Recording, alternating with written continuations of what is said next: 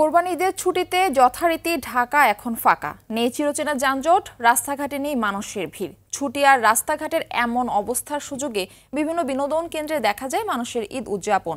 বিশেষ করে শিশুদের আবদার সবচেয়ে বেশি।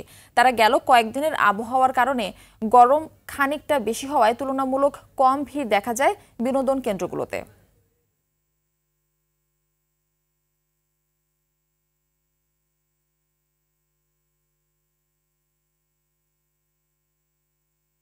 দর্শক, রাজধানী মিরপুর জাতীয় চিড়িয়াখানায় আছেন সহকর্মী সাদিয়া কানিজ। সাদিয়া, আপনাকে ঈদের শুভেচ্ছা। সাদিয়া, আবহাওয়া তো অনুকূলে নয়, গরমও বেশ খানিকটা বেশি সকাল থেকে, এরপরও বিনোদন কেন্দ্রে কেমন দেখছেন মানুষের ভিড় জানাবেন।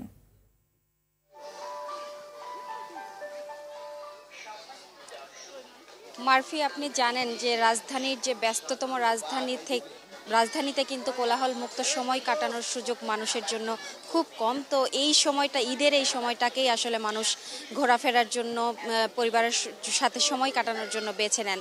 তো সেই জায়গা থেকে আসলে বিনোদন কেন্দ্রগুলোতে আমরা সকাল থেকেই দেখেছি যে পরিবার পরিজন নিয়ে, সন্তানদেরকে নিয়ে বাবা মারা কিন্তু চিড়িয়াখানা, তারপরে শিশু পার্ক যেসব আছে সেগুলোতে কিন্তু ঘুরে ঘুরে দেখছে। আমরা এখন জাতীয় চিড়িয়াখানায় রয়েছি, এখানে সকাল থেকেই আমরা ভিড় করতে দেখেছি অভিভাবকদের সাথে শিশুদের।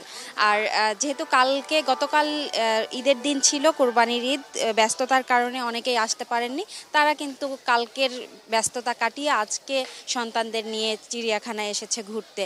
আর অভিভাবক যারা আছেন তারা কিন্তু বলছেন যে সন্তানরা যেহেতু এখন মোবাইলের প্রতি আসক্ত বেশি, মোবাইলের স্ক্রিনের প্রতি তাদের স্ক্রিন থেকে চোখ সরে না, সেই কারণে কিন্তু যাতে প্রকৃতির সাথে, পশু পাখির সাথে তাদের একটি সম্পর্ক তৈরি হয়, তারা যেন ঘুরে দেখে